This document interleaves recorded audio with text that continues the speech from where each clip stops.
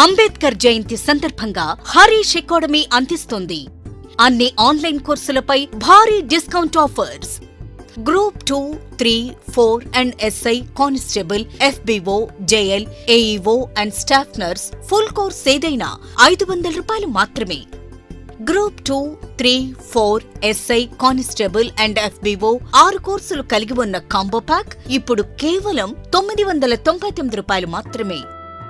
AP గ్రామ సచివాలయం మరియు వార్డు సచివాలయం కేటగిరీ 1 ఫుల్ కోర్స్ 500 రూపాయలు మాత్రమే. All exams and all subjects test series 99 రూపాయలు మాత్రమే. అన్ని కోర్సుల వ్యాలిడిటీ 6 మంత్స్. ఈ ఆఫర్ ఏప్రిల్ 12 నుండి ఏప్రిల్ 18 వరకు మాత్రమే. ఈ బంపర్ ఆఫర్ మిస్ చేసుకోకండి. లెజెండరీ ఫ్యాకల్టీచే ఖచ్చితంగా జాబ్ సాధించే విధంగా రూపొందించబడిన ఆన్లైన్ క్లాసెస్. వెంటనే గూగుల్ ప్లే స్టోర్ నుండి హరీష్ అకాడమీ యాప్ను డౌన్లోడ్ చేసుకోండి, జాబ్ సాధించండి. Harish the best academy. Phone number 8341116915.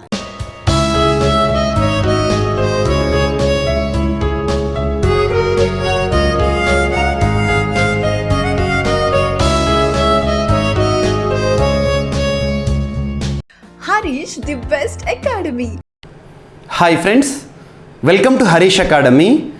ఈరోజు వార్తలు నిలిచిన జాతీయ, అంతర్జాతీయ, రాష్ట్రీయ అంశాల గురించి, వార్తలు నిలిచిన వ్యక్తులు, అవార్డులు, పుస్తకాలు, మరి క్రీడా సంబంధిత సమాచారం, ఒక్కొక్క అంశాన్ని వివరంగా తెలుసుకుందాం. ఈరోజు మన ఫస్ట్ టాపిక్ వచ్చేసి ఇటీవల తరచూ బద్దలవుతూ చుట్టుపక్కల ప్రాంతాలకి సమస్యాత్మకంగా మారే వార్తలు నిలిచిన ఒక యాక్టివ్ వాల్కెనో, ఒక క్రియాశీలక అగ్నిపర్వతం షివేలుచ్ అగ్నిపర్వతం. రష్యాలోని ఒక యాక్టివ్ వాల్కెనో షివేలుచ్. గుర్తుంచుకోండి, వార్తలు నిలిచిన అగ్నిపర్వతాలు, వాల్కెనోస్ పైన ప్రత్యేక శ్రద్ధ చూపండి. చాలా ఈజీ టాపిక్. జస్ట్ అగ్నిపర్వతం పేరు గుర్తుంచుకోండి, దాని యొక్క లొకేషన్ గుర్తుంచుకోండి, దట్స్ ఎనఫ్.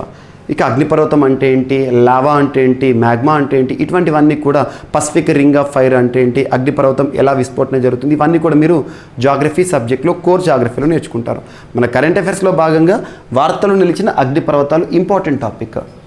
పోటీ పరీక్షలకు ప్రిపేర్ అయ్యే ప్రతి ఒక్క అభ్యర్థి పోటీ పరీక్షలను దృష్టిలో ఉంచుకొని, ఏ పోటీ పరీక్షను కానివ్వండి, ఏ స్థాయి పోటీ పరీక్షను కానివ్వండి, ఖచ్చితంగా చదవాల్సిన కొన్ని ముఖ్యమైన అంశాలు ఉంటాయి.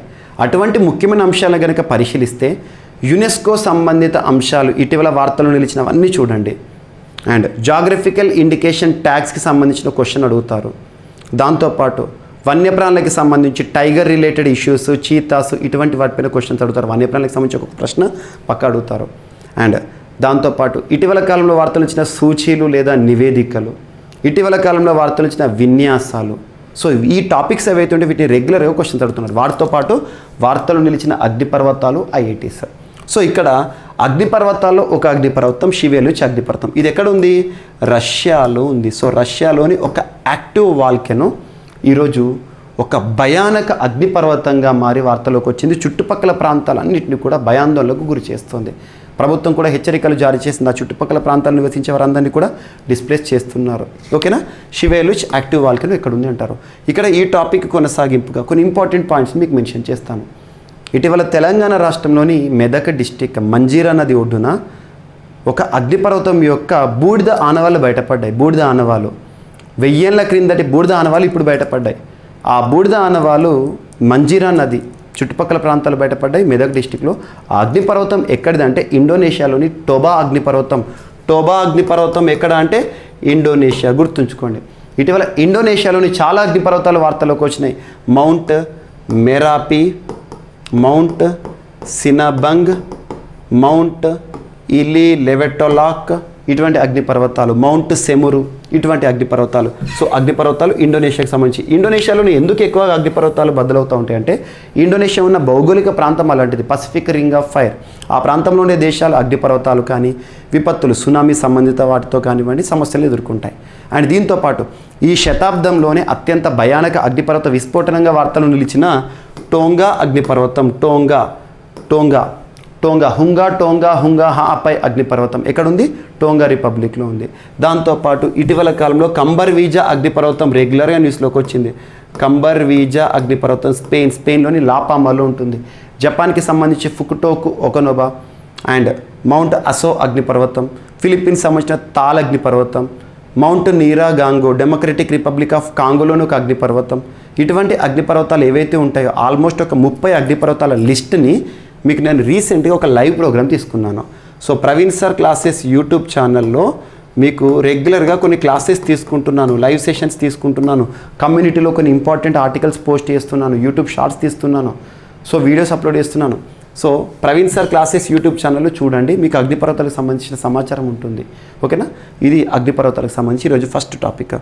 అండ్ తరచూ వార్తలు నిలుస్తున్న ఐఐటీలో ఒక ఐఐటి బాంబే ఈరోజు వార్తల్లోకి వచ్చింది. IIT Bombay, Indian institute of technology Bombay శాస్త్రవేత్తలు. సో ఐఐటి బాంబేకి మరియు యుఐడిఏఐకి మధ్య కుదిరిన ఒప్పందం. IIT Bombay, UIDAI, unique identification development authority of India. UIDAI, unique identification development authority of India. మనకు ఆధార్ కార్డు ఉంటుంది కదా, ఆధార్ కార్డుని జారీ చేసే సంస్థ యుఐడిఏఐ. సో ఈ రెండు సంస్థల మధ్య కుదిరిన ఒక ఎంఓయు ఒప్పందం. దేనికి సంబంధించిన ఒప్పందం అంటే a robust touchless biometric capture system.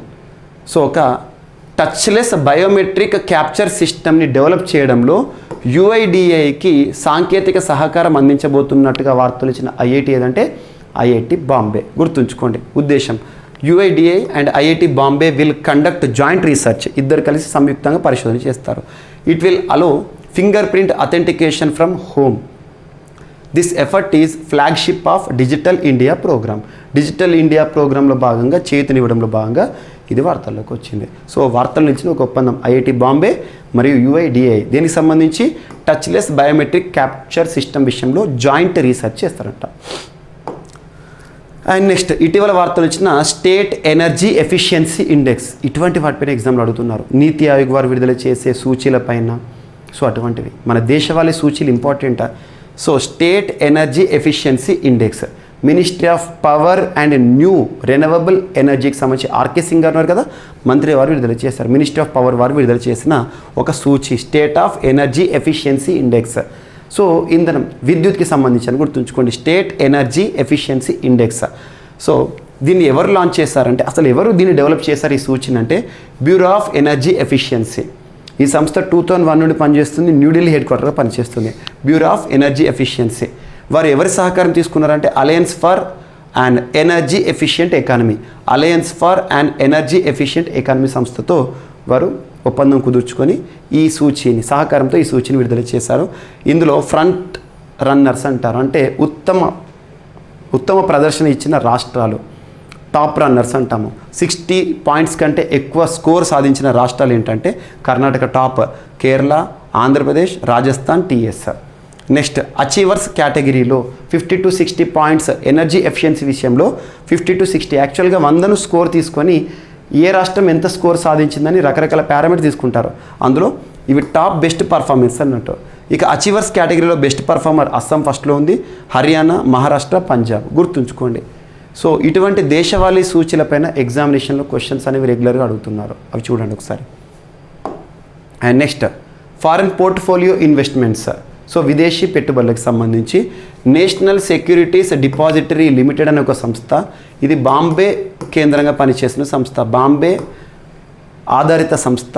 National securities depository limited సంస్థ వారు ఏం చెప్పారంటే నార్వే మరియు సింగపూర్, ఈ రెండు దేశాలు. So first Norway, second Singapore, రెండు దేశాలు ఫస్ట్ సెకండ్. వీరు top FPI destinations for India 2023గా వార్తల్లోకి వచ్చారు. Top FPI foreign portfolio investments సంబంధించి విదేశీ పెట్టుబడులకు సంబంధించి ఇండియా విషయంలో టాప్ డెస్టినేషన్స్గా వార్తలు నిలిచారు 2023కి సంబంధించి. గుర్తుంచుకోండి, ఎకానమీకి సంబంధించి అడుగుతారు. ముఖ్యంగా ఎకానమీలో వరల్డ్ బ్యాంక్ వారు ఇచ్చిన targets, World Bank India's GDP గ్రోత్ని ఎలా ప్రెడిక్ట్ చేస్తుంది, ఏషియన్ డెవలప్మెంట్ బ్యాంక్ ఇండియాస్ జీడిపిని ఎలా ప్రెడిక్ట్ చేస్తుంది, ఇటువంటివి అంచనాలు. ఆర్బీఐ మన ద్రవ్యోల్బణాన్ని ఏ విధంగా అంచనా వేస్తున్నారు ఈ ఆర్థిక సంవత్సరం పూర్తయ్యే వరకు, ఇటువంటి అడుగుతారు. ఎకానమీకి సంబంధించి important. And next so INS Vikrant సంబంధించి ఒక చరిత్ర చెప్పి ఈరోజు ఐఎన్ఎస్ విక్రాంత్ సంబంధించిన వార్తల అంశం ఏంటో చూద్దాం. INS Vikrant, Indian naval ship Vikrant. రీసెంట్గా మనం పూర్తి స్వదేశీ పరిజ్ఞానంతో ఐఎన్ఎస్ విక్రాంత్ని తయారు చేసుకున్నాం. గడిచిన 2022 సంవత్సరం సెప్టెంబర్ 2వ తేదీన భారత ప్రధాని నరేంద్ర మోదీ గారు దీని యొక్క సేవలను ప్రారంభించారు కొచ్చి షిప్ యార్డ్ వద్ద కేరళలో. ఆ రోజునే ఇండియన్ నేవీకి నయా నిషాన్ కూడా వచ్చింది. సో ఇక్కడ చూడండి, ఐఎన్ఎస్ విక్రాంత్ అనేది తయారు చేసుకోవడం ద్వారా సొంతగా విమాన వాహక నౌకలను తయారు చేసుకున్న 6వ దేశంగా భారత్ అవతరించింది. అంతకుముందు US, UK, France, Russia, China వాళ్ళ వద్ద మాత్రమే సొంత విమాన వాహక నౌకలను తయారు చేసే సామర్థ్యం ఉండే. ఇప్పుడు విక్రాంత్ని తయారు చేసుకునేసరికి భారత్ ఆ అచీవ్మెంట్ 6వ దేశంగా ప్రపంచంలో వార్తల్లోకి వచ్చింది. అంత ఘనత ఐఎన్ఎస్ విక్రాంత్ అనేది ఒక గొప్ప విషయం, అది అద్భుతం. అటువంటి విక్రాంత్ సంబంధించి ఎగ్జామినేషన్ క్వశ్చన్ రావచ్చు. మరి ఐఎన్ఎస్ విక్రాంత్ అనే పదం మాత్రం కొత్తది కాదు, పాతదే. 1957 సబ్జెక్టు కండిషన్ 1950స్లో మనం బ్రిటన్ నుండి ఒక సెకండ్ హ్యాండ్ షిప్ని కొనుగోలు చేసాం. దానికి పెట్టుకున్న పేరు విక్రాంత. అది 1961లో సేవలు ప్రారంభించింది. 1971లో ఇండియా పాకిస్తాన్ మధ్య జరిగిన యుద్ధంలో ఇది కీలక పాత్ర పోషించింది. ఆ తర్వాత 1990స్లో 1997 ఆ ఏరియాలో ఈ విక్రాంతిని మనం డీకమిషన్ చేశాము. తర్వాత దాన్ని తుక్కుగా విక్రయించారు. బజాజ్ వి అనే ఒక బైక్ కూడా మార్కెట్లోకి రావడం జరిగింది. ఇదంతా స్టోరీ. అలాంటి చరిత్ర ఉన్న ఐఎన్ఎస్ విక్రాంత్ ఫస్ట్ మనం బ్రిటన్ కొనుగోలు చేస్తాం కదా, అటువంటి విక్రాంత్లో ఉండే ఒక బెల్ ఉంటుంది, bell. So INS Vikrant gets back it's original bell. ఇప్పుడు కొత్త విక్రాంత్లోకి ఆ పాత విక్రాంత్లో వాడిన ఒక బెల్ ఉంటుంది కదా షిప్లో, ఇండియన్ నేవల్ షిప్లో వాడే బెల్, ఆ బెల్ని తీసుకొచ్చారు కొత్త షిప్లో ఇన్స్టాల్ చేయడానికి. సో కొన్ని చరిత్రలు మనకు ఉంటాయి, యాంటిక్విటీస్ అంటారు, యాంటిక్విటీస్. సో అటువంటి అన్నట్టు అంటే అరుదైన అంశాలు అన్నట్టు మనం వాటికి ఇంపార్టెన్స్ ఇస్తాం. రూపాయి బిల్లే కావచ్చు, కానీ దానికి ఇంపార్టెన్స్ అనేది ఉంటుంది, వాటికి వెల కట్టలేం. అలాంటి ఒక గొప్ప విషయం ఇది. సో నాసా అమెరికాకి సంబంధించి అంతరిక్ష పరిశోధన చేసిన సంస్థ tropospheric emissions monitoring of pollution ఇన్స్ట్రుమెంట్ని లాంచ్ చేసింది. ఇటీవల ఒక పొల్యూషన్ ఇన్స్ట్రుమెంట్ని లాంచ్ చేసింది, పొల్యూషన్ కట్టడి చేసే ఇన్స్ట్రుమెంట్. ట్రోపోస్ఫియర్ ఉంటుంది కదా, ట్రోపోస్ఫియర్ ఇలా మన వాతావరణంలో లేయర్స్ ఉంటాయి కదా, అలా tropospheric emissions monitoring of pollution instrument launch చేసింది. దీని యొక్క ఉద్దేశం ఏంటంటే monitoring of major air pollutants, పెద్ద పెద్ద వాయు కాలుష్య కారకాలను మానిటర్ చేయడం అన్నట్టు. ఇది ఒకటి ఇంపార్టెంట్. అండ్ ఇంకోటి ఏంటంటే నాసాకి సంబంధించి ఇటీవల పరిశోధనలో ఎగ్జామినేషన్ కోణంలో కనుక అడిగే అవకాశం ఉంటే most important perseverance Royer, ingenuity helicopter ఇటువంటి అడుగుతారు. ఆర్టమిస్ మిషన్ రానున్న రోజుల్లో. సో ఇటువంటి గుర్తుంచుకోండి, ఓకేనా. అండ్ సముద్ర రంగంలో అంకురాలకి సంబంధించి భారత ప్రభుత్వం కేంద్రం తీసుకొచ్చిన ఒక ప్రత్యేక విధానం వార్తలకు వచ్చింది, ఒక పాలసీ. ఇందులో సముద్ర రంగంలో అంకురాలు అంటే స్టార్టప్స్, సముద్ర రంగంలో అవకాశాలను అందుకోవడంతో పాటు దేశ అభివృద్ధిలో పాలు పంచుకునేలా అంకురాలను ఏర్పాటు చేయడంతో పాటు ప్రోత్సహించేందుకు వీలుగా సాగర్మాల ఇన్నోవేషన్ అండ్ స్టార్టప్ పాలసీని తీసుకొస్తున్నట్లు కేంద్రం వెల్లడించింది. ఇందుకు సంబంధించిన ముసాయిదాను ఓడరేవులు, నౌకాయానం, జలమార్గాల మంత్రిత్వ శాఖ గత సోమవారం విడుదల చేసింది. ఔత్సాహికులకు సహాయం చేయడంతో పాటు సంబంధిత సమాచారం ఉన్న కేంద్రీకృత రెపోజిటరీని అభివృద్ధి చేసేందుకు ఇది తోడ్పడుతుందంట, గుర్తుంచుకోండి. సో దేశానికి ఉన్న 7,500 కిలోమీటర్ల పొడవైన తీర ప్రాంతం, 14,500 కిలోమీటర్ల నౌకా మార్గాలు, వ్యూహాత్మక అంతర్జాతీయ సముద్ర వాణిజ్య మార్గాలను ఉపయోగించుకొని పోర్టు ఆధారిత అభివృద్ధిని సాధించడంలో భాగంగా సాగర్మాల పథకాన్ని ప్రారంభించింది భారత ప్రభుత్వం. ఏం లేదు, సముద్ర రంగంలో ప్రత్యేకంగా ప్రైవేట్ వారి పాత్రను కూడా ప్రోత్సహించడంలో భాగంగా ఒక ప్రత్యేక విధానం. ఆ విధానం పేరేంటి, పాలసీ పేరు Sagarmala innovation and startup policy, గుర్తుంచుకోండి సాగర్మాల.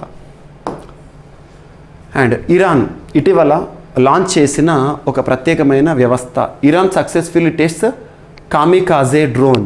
కొన్ని దేశాల యొక్క సమాచారం అవసరమా అని అనుకుంటాం, కానీ కొన్ని సందర్భాల్లో ఎగ్జామినేషన్ అడుగుతారు. డ్రోన్లకు సంబంధించి కానీ అధునాతన రాకెట్లను కానీ లాంచ్ చేస్తూ వార్తలు వచ్చిన దేశాలు ఏవైతే ఉంటే వాటి గురించి అడుగుతున్నారు. సో జస్ట్ గుర్తుంచుకోవాలి, దాని పేరు గుర్తుంచుకుంటే చాలు. ఇటీవల ఏ దేశం కామికేజ్ డ్రోన్ క్షిపణిని లాంచ్ చేస్తూ వార్తలకు వచ్చిందంటే Iran. So 50 kg war head. So war head అంటే మందుగుండు సామాగ్రిని మోసుకెళ్లే సామర్థ్యం ఉన్న ఒక డ్రోన్, 50 కిలోల మందుగుండు సామాగ్రిని. ఆ డ్రోన్ పేరేంటిది, కామికేజ్, సక్సెస్ఫుల్గా టెస్ట్ చేశారంట ఇరాన్ దేశానికి సంబంధించి. అండ్ సిఆర్ రావుకు అత్యున్నత పురస్కారం, భారతదేశ చరిత్రలో ఎప్పటికీ గుర్తుండిపోయే ఒక వ్యక్తి సిఆర్ రావు గారు. సో సిఆర్ రావు గారికి ఇంటర్నేషనల్ ప్రైజ్ ఇన్ స్టాటిస్టిక్స్, గణాంక శాస్త్రంలో నోబెల్ పురస్కారం వంటి పురస్కారం రావడం జరిగింది.